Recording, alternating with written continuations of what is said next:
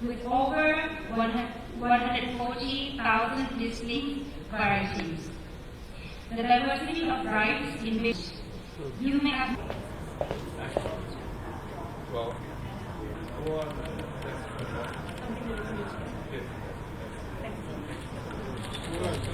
তবে এবার থাইল্যান্ডের রাজধানী ব্যাংককে বিমস্টেক সম্মেলনের সাইডলাইনে প্রধান উপদেষ্টা অধ্যাপক ডক্টর মোহাম্মদ ইউনূস ও ভারতের প্রধানমন্ত্রী নরেন্দ্র মোদীর মধ্যে দ্বিপাক্ষিক বৈঠক অনুষ্ঠিত হবে। প্রথমবারের মতো অধ্যাপক ইউনূস ও নরেন্দ্র মোদীর মধ্যে এই বৈঠক। প্রথমত আমি তীব্র প্রতিক্রিয়া এবং নিন্দা জানাচ্ছি এবং ডিপ জলের ভাষায় বলতে চাই, আহ বাতিজা আহ। আসসালামু আলাইকুম প্রিয় দর্শক শ্রোতা, থাইল্যান্ডে পাশাপাশি বসলেন ডক্টর মোহাম্মদ ইউনূস এবং ভারতের প্রধানমন্ত্রী নরেন্দ্র মোদী। গুরুত্বপূর্ণ তথ্য আছে এই ভিডিওতে। ডক্টর ইউনূসের সাথে নরেন্দ্র মোদীর থাইল্যান্ডে কি বৈঠক হতে যাচ্ছে সে বিষয়েও তথ্য জানতে পারবেন। চলুন ভিডিওতে বিস্তারিত দেখে আসি। বিমস্টেকের নৈশভোজে যোগ দিয়েছেন প্রধান উপদেষ্টা ডক্টর মোহাম্মদ ইউনূস। এতে আরও যোগ দেন ভারতের প্রধানমন্ত্রী নরেন্দ্র মোদী সহ বিমস্টেকভুক্ত 7 দেশের সরকার প্রধান। স্থানীয় সময় রাতে ব্যাংককের শাংরিলা হোটেলে এই নৈশভোজের আয়োজন হয়।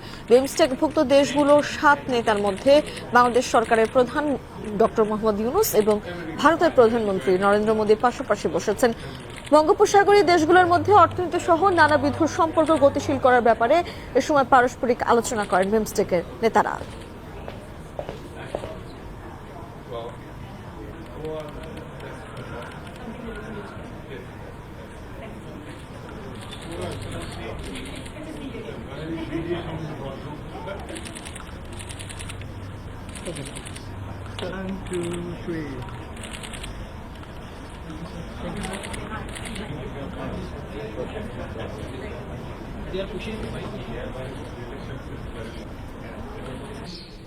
you may have noticed the rice feed elements and running our dinner setting. This choice is world. With over 140,000 distinct varieties. The diversity of rice in which you may have noticed the rice feed elements and running our dinner setting. This choice is world. With over 140,000 distinct varieties. দীর্ঘদিন থেকে doctor Yunus ও নরেন্দ্র মোদীর বৈঠক নিয়ে আলোচনা হলেও বৈঠকের বিষয়ে তেমন কোনো সম্ভাবনা দেখা যাচ্ছিল না। তবে এবার থাইল্যান্ডের রাজধানী ব্যাংককে বিমস্টেক সম্মেলনের সাইডলাইনে প্রধান উপদেষ্টা অধ্যাপক ডক্টর মোহাম্মদ ইউনূস ও ভারতের প্রধানমন্ত্রী নরেন্দ্র মোদীর মধ্যে দ্বিপাক্ষিক বৈঠক অনুষ্ঠিত হবে। প্রথমবারের মতো অধ্যাপক ইউনূস ও নরেন্দ্র মোদীর মধ্যে এই বৈঠক হতে যাচ্ছে।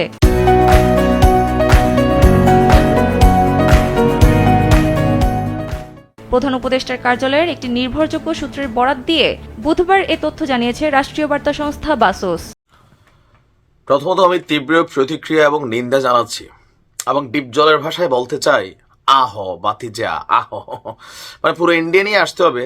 যদিও ইন্ডিয়া নিয়ে আসলে আমরা বেকায়দায় পড়বো, কিন্তু শুধু ত্রিপুরা আসলে বাংলাদেশ ত্রিপুরাকে মারিয়ে দেখে নিতে পারবে এবং ছুটিয়ে লাল করে দেবে। বাংলাদেশকে ভেঙে ফেলা হবে, বাংলাদেশকে ভেঙে বাংলাদেশের ভেতর দিয়ে রাস্তা বানানো হবে। সেই রাস্তা দিয়ে তারা সমুদ্রে যোগাযোগ করবে। এমন অধ্যত্বপূর্ণ বক্তব্য বাংলাদেশকে নিয়ে দিয়েছে ত্রিপুরার যিনি কি বলা হয় যে নেতা আছেন, ত্রিপুরা মথা দলের প্রধান প্রদ্যোৎ মাণিক্য। গতকালকে ডক্টর মোহাম্মদ ইউনূস 7 সিস্টার্স নিয়ে চীনে সফররত অবস্থায় একটা বক্তব্য দিয়েছিলেন। আপনাদের আমি গতকালকে ভিডিওটা দিয়েছিলাম, যারা দেখেননি দেখে নেবেন। তিনি যেই বক্তব্যটা দিয়েছিলেন যে ভারতের যে 7 সিস্টার্স আছে, তো এই 7 সিস্টার্স বেসিক্যালি স্থল বেষ্টিত, মানে এখানে সমুদ্র পথের সাথে কোথাও কোনো কানেক্টিভিটি নাই। আর এই জন্য তাদেরকে বাংলাদেশকে ব্যবহার করে তাদেরকে কিন্তু সমুদ্র পথে যেতে হয়। তো ওনার এই বক্তব্যটাকে কেন্দ্র করে ভারতের রাজনীতিতে আমি গতকালকে বলেছি ব্যাপক তোলপাড় শুরু হয়েছে। কেউ কেউ ভাবছেন যে ডক্টর ইউনূস 7 সিস্টার্সকে হুমকি দিয়েছেন, আর তার এই বক্তব্যের পরিপ্রেক্ষিতে আপনার 7 সিস্টার্সকে নিয়ে করা ডক্টর ইউনূসের বক্তব্যকে কেন্দ্র করে ভারতের উত্তর পূর্ব রাজ্যগুলোতে তীব্র প্রতিক্রিয়া এবং কি ক্ষোভের সৃষ্টি হয়েছে। বাংলাদেশকে তারা ভেঙে দিবে, ভেঙে দিয়ে নিজেদের জন্য সমুদ্রপথ তৈরি করার হুমকি দিয়েছে ত্রিপুরা। এছাড়া আসামের যিনি মুখ্যমন্ত্রী আছেন হেমন্ত বিশ্ব শর্মা তিনিও ডক্টর ইউনূসের মন্তব্যকে আপত্তিকর বলে অভিহিত করেছেন। অন্যদিকে কংগ্রেস নেতা, মানে বিজেপি না, বিজেপি তো মোদির দল, কংগ্রেস হচ্ছে আপনার সোনিয়া গান্ধীর যে দল আছে বা মহাত্মা গান্ধীর যুগের যে দল, পবন খেরা একে উত্তর পূর্ব ভারতের জন্য বিপজ্জনক বলে মন্তব্য করেছেন। আসামের মুখ্যমন্ত্রী হেমন্ত বিশ্ব শর্মা বলছেন, বাংলাদেশের অন্তর্বর্তী সরকার প্রধানের এই মন্তব্য খুবই আপত্তিকর এবং নিন্দনীয়। এটি ভারতের কৌশলগত চিকেন স্ন্যাক, এই যে স্টেটগুলো আছে এগুলোর যে করিডোর, সেই করিডোরের দুর্বলতা নিয়ে প্রচলিত বর্ণনাকে পুনরায় উস্কে দেওয়ার সামিল। ভারতের মধ্যে এমন কিছু শক্তি অতীতেও ছিল যা এই সংকীর্ণ ভূখণ্ডকে বিচ্ছিন্ন করার পরামর্শ দিয়েছে, যা উত্তর পূর্বকে মূল ভূখণ্ড থেকে বিচ্ছিন্ন করে ফেলতে পারে। তাই আমাদেরকে আরো শক্তিশালী রেল এবং সড়ক যোগাযোগ ব্যবস্থা গড়ে তুলতে হবে। বিশেষ করে চিকেন স্ন্যাকের যে করিডোরটা আছে এটাকে বাইপাস করার মতন নতুন রোড তৈরি করতে হবে। অপরদিকে ত্রিপুরার যিনি আছেন নেতা, তিপ্রা মথা দলের নেতা, তার বক্তব্য, ভারতকে এখনোই সমুদ্রপথে নিজস্ব সংযোগ তৈরি করতে হবে এবং বাংলাদেশ নির্ভরতা কমাতে হবে। 1947 সালে ভারতীয় ইউনিয়নের সঙ্গে যুক্ত হওয়ার ইচ্ছা থাকলেও চট্টগ্রাম বন্দর এখন এটা বাংলাদেশের অধীনে। এখন এই অস্থায়ী সরকার সমুদ্রের অভিভাবক হওয়ার দাবি করেছে, যা হাস্যকর। যদি আমরা নতুন অবকাঠামো প্রকল্পের জন্য কোটি কোটি টাকা ব্যয় করতে পারি, তাহলে বাংলাদেশকে ভেঙে সমুদ্রপথ নিশ্চিত করাই ভালো।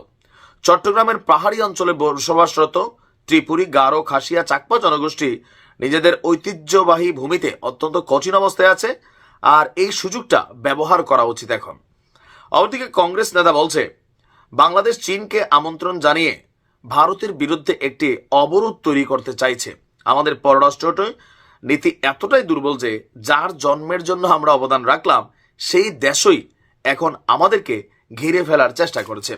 ভারতের বক্তব্য বিশিষ্ট জনের যে বাংলাদেশকে তারা জন্ম দিচ্ছে, কিছুটা সত্য, বাট পুরোটা না। বাট যোগ বদলাই গেছে গা। দেখেন, এখন সম্পর্ক হইতে হবে সমান সমান। বাংলাদেশের হুমকি থামকি দিয়ে লাভ নাই। তোমাদের দুর্বলতা যেটা আছে সেটাকে মাথায় রেখে চলা উচিত। ভালো থাকুন। দর্শক শ্রোতা, এই বিষয়ে আপনার মতামত থাকলে লিখবেন। আজকে এই পর্যন্তই। আল্লাহ হাফেজ।